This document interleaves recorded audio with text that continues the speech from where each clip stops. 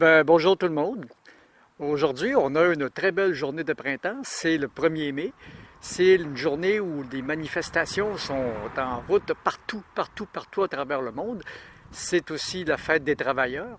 J'ai comme hésité longtemps avant de faire cette vidéo-là parce que il y a des choses desquelles je ne voulais pas parler sur ma chaîne. J'en avais déjà parlé. J'ai glissé quelques petites capsules au début de la crise. J'en ai glissé un petit peu dans le courant de l'été passé et j'avais décidé de ne plus parler de cela. Mais aujourd'hui, avec ce à quoi on est confronté, j'ai l'impression qu'on est en train d'assister à la fin d'un monde. Quand des gens comme Karl Schwab nous disent après s'être fait poser la question qu'il n'y aura jamais de retour à la normale. Karl Schwab, entre autres, c'est le gars de Davos, l'organisateur et le créateur de cette réunion-là qui réunit des centaines de dirigeants à travers le monde et des gros PDG de compagnies. Et j'ai vu quelques entrevues avec ce bonhomme-là qui nous parle de transhumanisme, de puces dans la tête et de toutes sortes de choses. Je ne veux même pas émettre d'opinion là-dessus. Mais je me contente des faits. Parce que ce qui arrive, c'est que même si je ne parle pas de ça sur mes chaînes, je ne veux pas en parler parce que j'ai décidé que tous les réseaux sociaux sur lesquels je suis, pour moi, ne seraient que pur divertissement. Et je vais continuer à m'en tenir à ça. Mais je vous invite à beaucoup vous informer et à vous tenir loin d'une certaine gang de complotistes auxquels les autorités veulent absolument nous associer. Et quand je parle d'une certaine gang de complotistes, je parle de la gang des hologrammes dans les tours du World Trade Center, la gang des platistes, la gang des reptiliens, la gang des morgelons, la gang de toute cette gang-là. Là. Faut pas s'approcher de ça comme une perche de 20 pieds.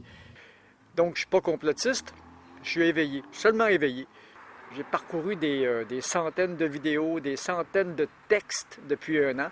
Je sais, je me suis fait une idée, mais le problème, c'est que même quand on se fait une idée, on est sûr de rien. Et je ne suis certain de rien. La seule chose, c'est que si je regarde les événements depuis à peu près 250 ans, avec les acteurs qui sont reliés à tous les événements, on arrive toujours à la même chose. Et pour comprendre ce qui arrive présentement, il faut avoir étudié ces choses-là. Alors, c'est ce que je vous invite à faire, à fouiller. Mais le problème que je rencontre de plus en plus, c'est que sur Internet, beaucoup d'informations ont disparu depuis un an. On dirait que tout est filtré, là, comme c'est pas permis. Et le gouvernement canadien se prépare à en remettre une couche. Ils veulent absolument filtrer les informations des internautes de ce qui arrive de l'extérieur. Comme le PCC a fait en Chine. Comme l'Iran fait sur son territoire, comme tous les régimes totalitaires. Donc, on peut pas nier que tout l'Occident se dirige vers un totalitarisme qui n'est pas encore avoué, mais qui va nous péter d'en face à un moment donné. Et ceux qui ne sont pas encore aperçus vont tomber de haut dans pas grand temps parce que, bien que des gens me disent « Ah, on a gagné, ça va se replacer », pas sûr, moi. C'est pour ça que j'espère avoir le temps de prendre ma retraite et de rentrer dans mes terres avant que ça nous tombe dans le visage. Puis ça s'en vient à la vitesse grand V. Quand on voit la façon avec laquelle les médias traitent les idées divergentes, on ne peut même plus avoir un discours divergent parce qu'on se fait attaquer de toutes parts. Et si on regarde, c'est bizarre, hein? Avant le début de la crise, le Canada a mis 600 millions dans les médias canadiens. Le Québec a mis 50 millions dans les médias d'ici. Et le Québec continue à mettre 13-14 millions par mois dans les médias d'ici. Et puis, toutes les molécules qui étaient intéressantes, antivirales, ont toutes disparu du marché. Et il y en a une couple qui ont été carrément interdites partout à travers l'Occident. Posez-vous des questions. Moi, j'ai aucune certitude, je ne fais que me poser des questions. Alors, si on parle de cette crise-là, de cette maladie-là, moi, je suis bien loin de ça. Je ne suis plus là.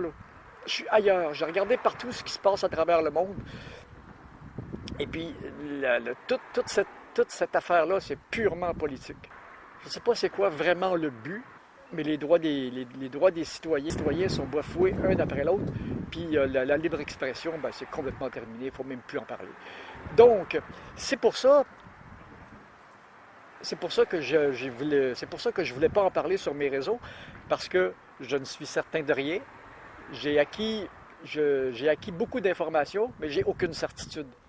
Donc, je regarde ça aller, on en discute sur certains réseaux, parce que les réseaux officiels, il n'y a plus rien là-dessus, tout le monde est parti. Puis sur certains réseaux underground, ben là, on peut continuer à en parler, mais pour combien de temps encore? Probablement que, probablement que, que tous les pays occidentaux vont nous mettre un firewall sur le système. C'est leur rêve, comme la Chine a fait.